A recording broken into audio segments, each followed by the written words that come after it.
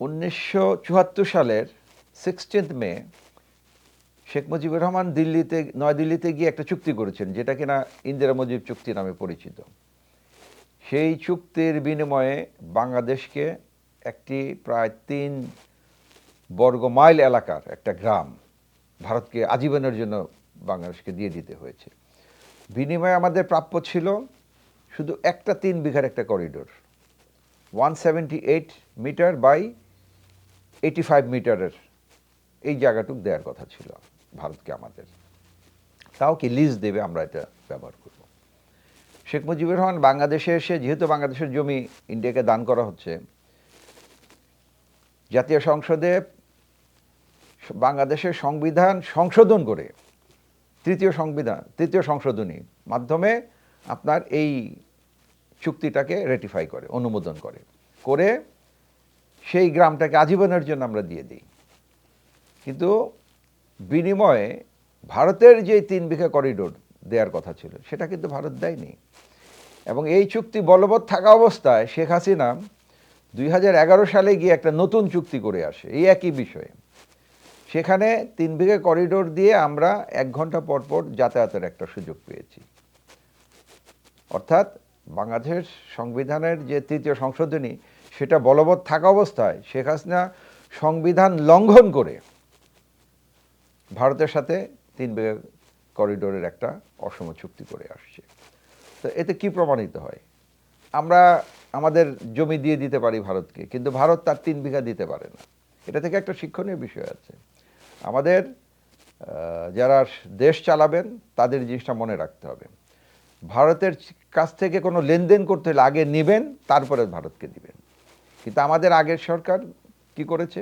ভারতকে শুধু দিয়েছে, ইভেন সংবিধান লঙ্ঘন করেও ভারতকে দিয়েছে, কিন্তু প্রাপ্তির জায়গায় একদম টোটালি জেরো। তো সেই জিনিসটা আমাদের মাথায় খেয়াল রাখতে হবে। বাংলাদেশের গ্রাম যেটা দেয়া হয়েছে, সেহেতু আপনার সংবিধানে, যখন বাংলাদেশের সংবিধানটা তৈরি হয় তখন বাংলাদেশ বলতে কি বোঝাবে এটার একটা এক্সপ্লেনেশন ছিল, যে বাংলাদেশ এই আয়তন নিয়ে বাংলাদেশ নামে পরিচিতি পাবে। তো ওই যে গ্রামটা আমরা দিয়েছি, সেই গ্রামটা কিন্তু আপনার বাংলাদেশের অংশ, সংবিধানের অংশ। তো ওই গ্রামটা ভারতকে দিতে হলে আপনার সংবিধানকে সংশোধন করেই দিতে হবে। তো ওই সরকার যেটা করেছে, তারা রেটিফাই করেছে সঠিকভাবেই, সংবিধানকে ওই গ্রাম বাদ দিয়ে সংশোধন করে ওই চুক্তিটাকে বলবৎ করে তারপর তারা দিয়েছে।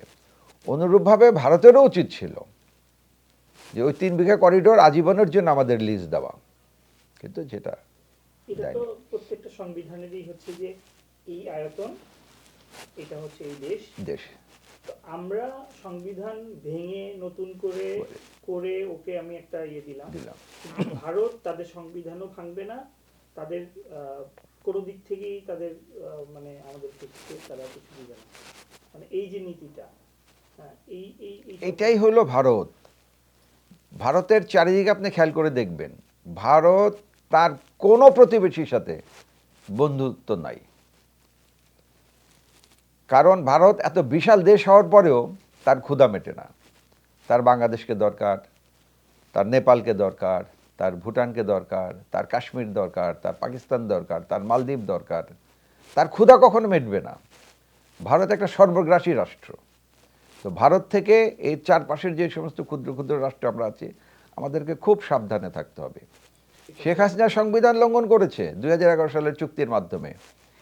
বাংলাদেশের সংবিধানের 3য় সংশোধনী লঙ্ঘন করে শেখ হাসিনা 2011 সালে চুক্তি করেছে।